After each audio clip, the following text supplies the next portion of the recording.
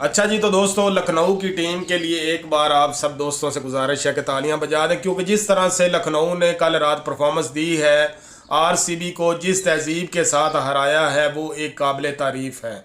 लखनऊ के नवाबों ने जिस तरह से जिस महारत के साथ आरसीबी के साथ जो सलूक किया है वो वाकया ही बहुत ज़्यादा काबिल तारीफ़ है, क्योंकि लखनऊ ने साबित कर दिया कि आईपीएल में उसका भी कोई मद्दे मुकाबल नहीं है।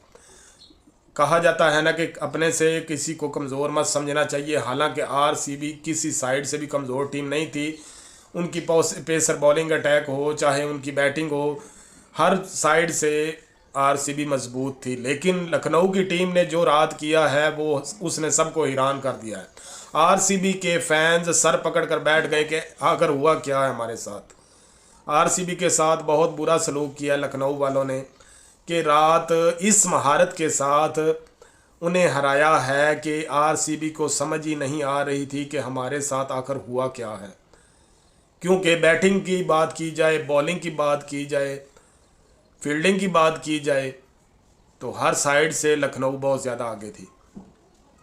लखनऊ वालों ने फील्डिंग में भी जितनी महारत दिखाई है वो काबिल तारीफ़ है।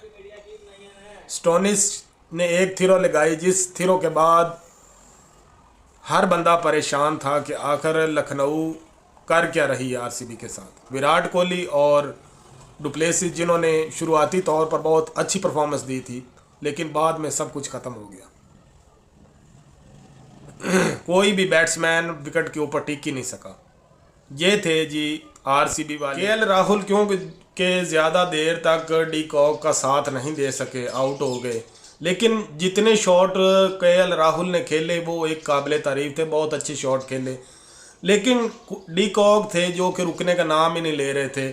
आरसीबी के बहुत अच्छे अच्छे अटैक बॉलर टोपले और मोहम्मद सिराज को तो इतनी पिटाई हुई है कि सबसे ज़्यादा महंगा बॉलर जो है सिराज ही साबित हुआ आरसीबी के लिए।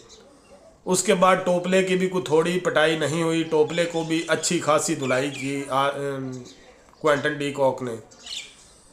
अच्छा, डी कॉक के बाद तकरीबन कुछ प्लेयर आते गए जिनमें ऑस्ट्रेलिया के ऑलराउंडर स्टोनिश भी थे। स्टोनिश ने भी डी कॉक का काफ़ी देर तक साथ दिया, लेकिन ज़्यादा देर तक टिक ना सके। लेकिन जितनी देर वो भी खेले उन्होंने बहुत अच्छा खेला। और छठे और सातवें नंबर पर आते हैं जी पुरान तो जैसे कोई लखनऊ के पास एक छुपा हुआ प्लेयर था, बहुत ही छुपा रुस्तम प्लेयर निकला। उसने आते ही जो पिटाई की फिर आरसीबी वालों की, ना कोई टोपले ना कोई सिराज, किसी बॉलर को आरसीबी के किसी बॉलर को पुरान ने टिकने ना दिया।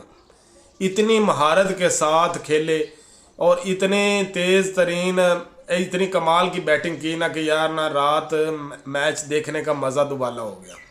बहुत ही प्यारी बैटिंग थी पुरान की और बहुत कमाल की महारत के साथ खेले और एक अच्छी बारी खेल कर टीम को 181 रन का बहुत ही प्यारा हदफ दिया। ये एक बहुत बेहतरीन स्कोर था, 181 को कम स्कोर नहीं था। लेकिन आरसीबी की जिस तरह की बैटिंग थी तो उनके सामने ये स्कोर कुछ भी नहीं था।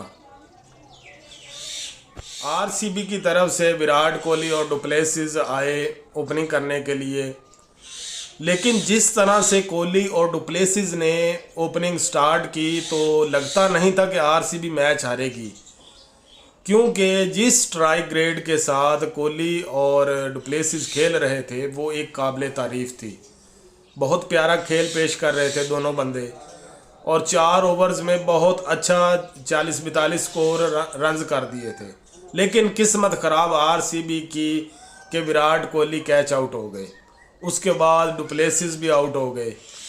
उसके बाद आए जी मैक्सवेल तो रात गई 0 पर हैं, उनके पास तो कोई स्कोर था ही नहीं। लेकिन आखिर में कोई 1-2 प्लेयर ऐसे आए। कार्तिक थे, कार्तिक हालांकि बहुत अच्छे प्लेयर हैं, कार्तिक भी कोई परफॉर्मेंस दिखा ना सके। लुमोर एक उनके बैट्समैन थे, ऑलराउंडर बैट्समैन, उन्होंने काफ़ी देर तक बहुत अच्छी बैटिंग की। लेकिन यहाँ पर बात कुछ मैं और करना चाहता हूँ। मयंक यादव, लखनऊ के मयंक यादव जो कि 20 लाख में ख़रीदा गया बॉलर है, सबसे गरीब तरीन बॉलर मयंक यादव है, लेकिन आईपीएल में ये बंदा धूम मचा के बैठा है। इसका मुवाजना हम करेंगे मिचेल स्टार्क के साथ कि एक साइड पर मिचेल स्टार्क को रखें और दूसरे साइड पर 20 लाख वाले मयंक यादव को रखें और परफॉर्मेंस देखें कि मयंक यादव किस तरह से परफॉर्मेंस दे रहे हैं और विकेट टेकर हैं, और दूसरी साइड मिचेल स्टार्क की परफॉर्मेंस भी आप चेक कर लें कि मिचेल स्टार्क क्या कर रहे हैं। मयंक यादव ने रात भी 3 विकेटें ली हैं, बहुत अच्छी बहुत कमाल की बॉलिंग की। उसके बाद लखनऊ की फील्डिंग की बात करें तो स्टोनिस ने एक ऐसा बंदा जो कि मैच विनर बंदा बन सकता था, उसकी थ्रो के साथ आउट हुआ, जो कि एक रात मैच। ओवरऑल बात की जाए तो आरसीबी लखनऊ की टीम से बहुत ज़्यादा मजबूत थी, लेकिन लखनऊ ने आरसीबी को किसी खाने से आगे आने ही नहीं दिया, किसी साइड से किसी परफॉर्मेंस में, चाहे वो बॉलिंग हो, चाहे वो बैटिंग हो, चाहे वो फील्डिंग हो, किसी साइड से भी आरसीबी को आगे नहीं आने दिया।